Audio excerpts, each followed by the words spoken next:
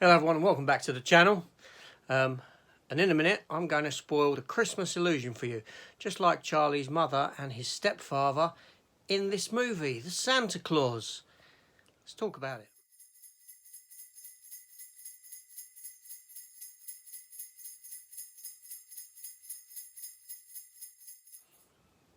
Okay, yeah, so welcome to my 12 days of Christmas, day one.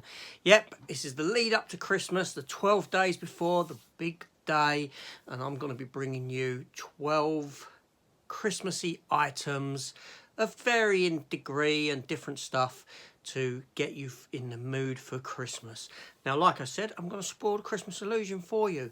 How am I going to spoil it for you? Well, here I am, dressed up in my best Santa Claus garb that I've got, and it is February the 12th. Yes, just 2 days before Valentine's Day. Now, I'm here doing this because I've just watched this film, The Santa Claus, and it's a first time viewing for me. This is a 28-year-old film, nearly 30-year-old film this is, and I've only just sat down and watched it. Now, as you can see behind me, I've got a bit of a Batman setup because I've been doing Batman videos in the lead up to the release of The Batman, that by this time that you're watching this, I've no doubt done on physical media. I've done a physical media opening of it. The film has been and gone, and everyone's forgotten about it. Yeah, so anyway, The Santa Claus. Let's talk a bit about this film, because this is going to be a very interesting review, given that I've only just watched the film. Now, this film is a 1994 film, runs for 1 hour and 37 minutes. Now, it came out on November the 11th, 1994 in the United States. But here in the UK, we didn't get it in the cinema until a year later, on December the 8th, 1995. Do you remember the good old days when that sort of thing used to happen? When we used to have to wait ages for a film to come out, especially a festive film. The United States would get it, then it would be held over for us until the year later. But by which point we'd have got it on physical media imported anyway.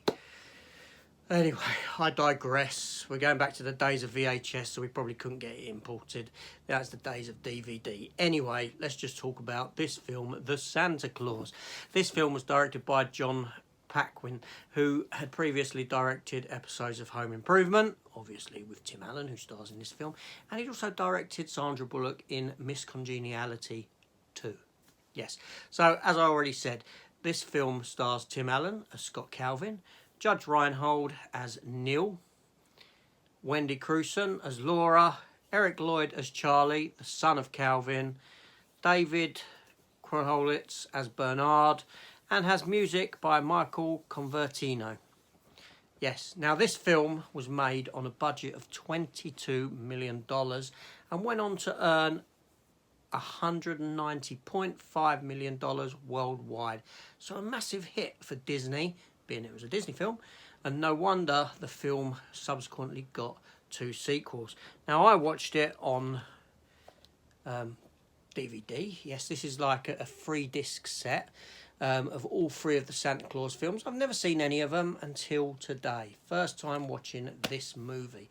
So let's get into it. So obviously this film revolves around Tim Allen's character, Scott Calvin. He's separated from his wife, who has a now relationship with the character played by Judge Reinhold, Neil, and they've told the 6-year-old son that Santa doesn't exist. So this has upset his son, and it's upset Scott as well, Tim Allen's character, because he doesn't want his son to be told that there is no Santa Claus. He wants his son to believe. Anyway, his son's staying with him this night on Christmas Eve, and his son hears a noise on the roof, and Scott goes running out to see what the noise is and sees Santa Claus up there, inadvertently causing him to slip and die. And this is where Scott enters into the Santa Claus. He dons the uniform, he gets in the sleigh, and all of a sudden he becomes Santa Claus. He has to see Christmas out. He sees this Christmas out, delivers the presents, they go to the North Pole, they see where all the toys are made. You get introduced to elves like Bernard, who's like one of the head elves, so to speak. Fantastic. And then they come back, and the year carries on, and it ain't until about Thanksgiving that Scott is going to have to go back to the North Pole to set up for Christmas all over again. And while this is going on, he's in a sort of custody battle for his child, because Laura and Neil believe that he's a bad influence on his son, on the son, telling him that he's Santa Claus, leading him to believe this fable and all this sort of stuff. And as this is going on, his appearance starts to change, the physicality of Scott turning more into Santa Claus, putting on weight, the facial hair and this sort of a thing. But by the end, they come to realise that he actually is Santa Claus, and no harm, no foul, and everything's sorted out. But he's going away to the North Pole, but he can visit him whenever he wants and all this sort of stuff. So all good, all good. So yeah, from that point of view, it's a fantastic film. It was very enjoyable. It was a very interesting story. I was a bit taken aback at the beginning, because obviously this film was made in about, early 1994, 93. The technology wasn't there. We didn't have CGI. CGI was just beginning. Jurassic Park had only just come about. So this relied on good old sort of special effects. You had animatronic reindeer and this sort of a thing in it. And they don't particularly look too good by today's standards. And some of the special effects are somewhat ropey and all this sort of thing. But obviously I have to let that go, because, it's a 30-year-old movie. So I put that aside.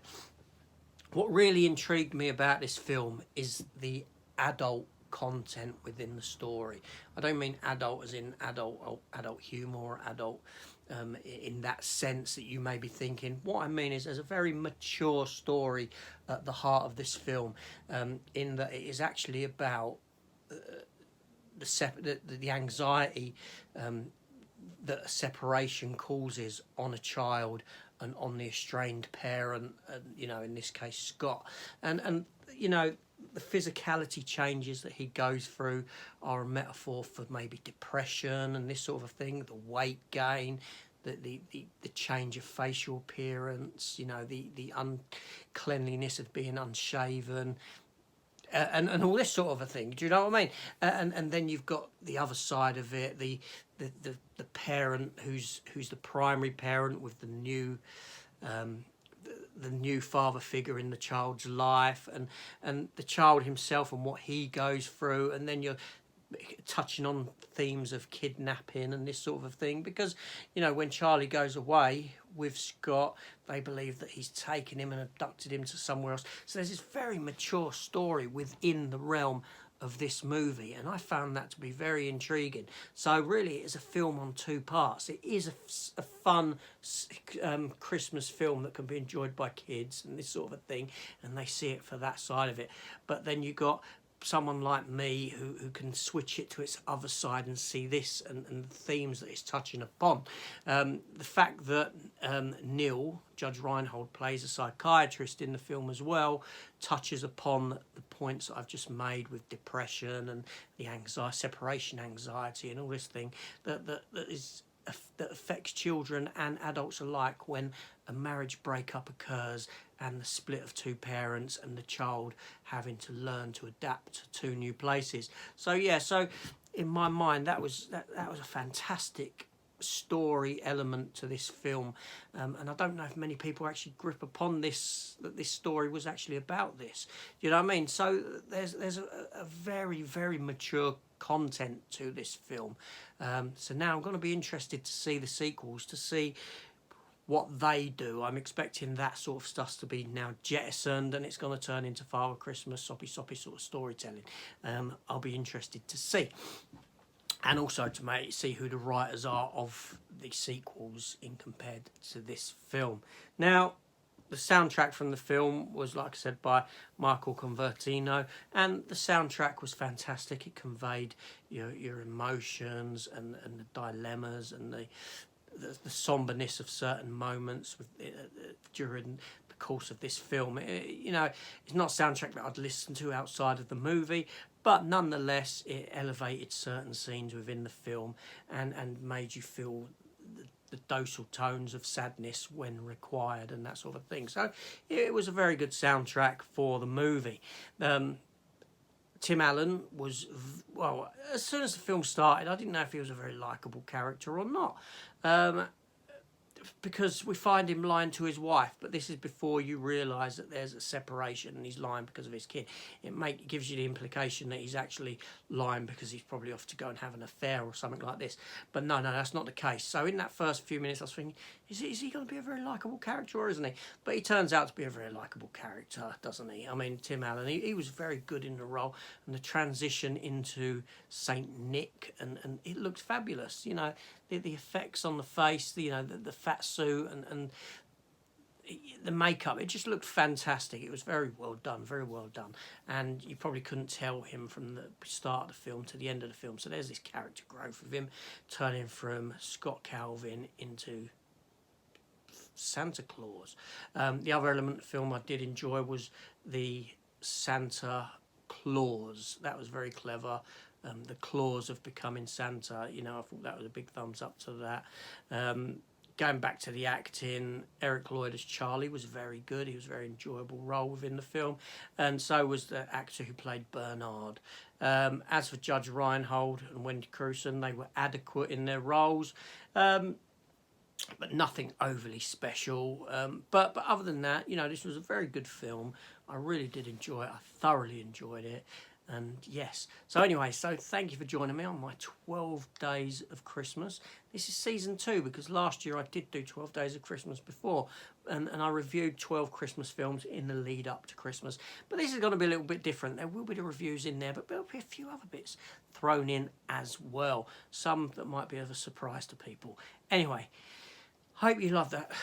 Hope you continue watching. Hope you subscribe to the channel, and whatever you're doing, just enjoy this festive period.